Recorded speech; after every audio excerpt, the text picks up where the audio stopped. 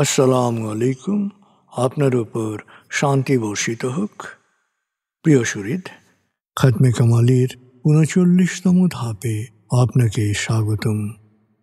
আপনি জানেন, রোগ শোক, বিপদ আপদ, আসমানি জমিনি বালা মুসিবত, সকল ধরনের অস্থিরতা, অশান্তি, অনিশ্চয়তা, নিরাপত্তাহীনতা, দুর্যোগ, দুর্বিপাক, আজাব গজব থেকে মুক্তির জন্যে খতমে কামালি এক সহজ আমল। খতমে কামালির এই আমলের মধ্য দিয়ে প্রার্থনাকারী প্রার্থনার সাথে মিশে যান।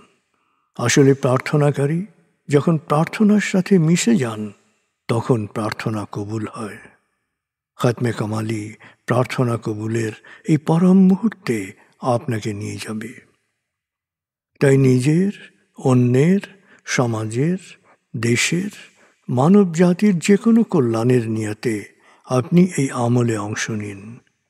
আপনি সকল বিপদ আপদ, বালা মুসিবত মুক্ত হন। আপনার জন্যে কল্যাণকর সকল দোয়া আল্লাহ কবুল করুন।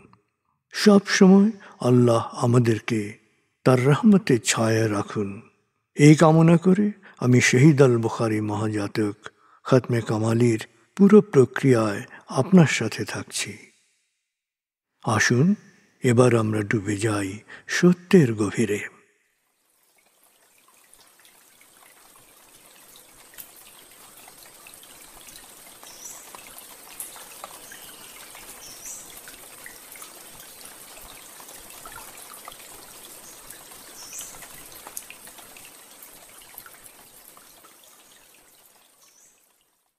হে আল্লাহ, বিতাড়িত শয়তান থেকে আমি তোমার আশ্রয় প্রার্থনা করছি।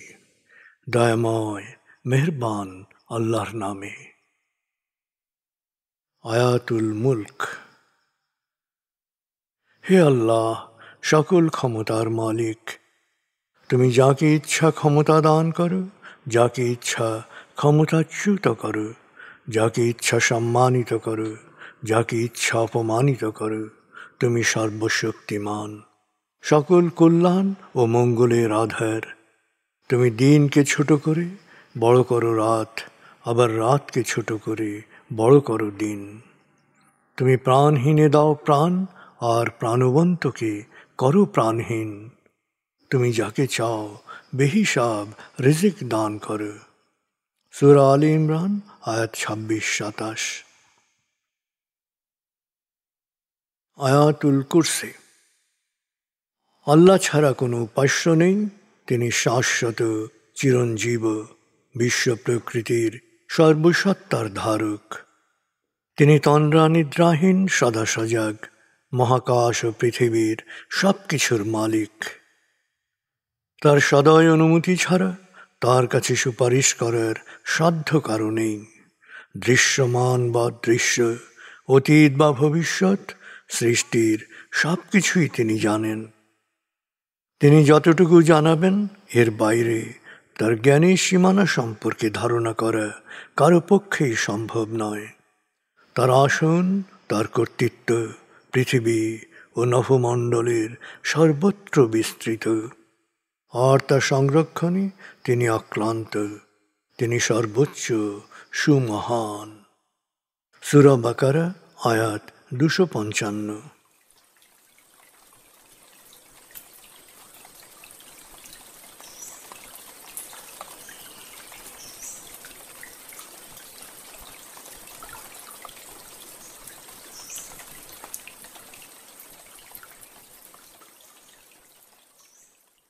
আসুন আমরা ধীরে ধীরে ডুবে যাই হৃদয়ের গভীরে নবী প্রেমে।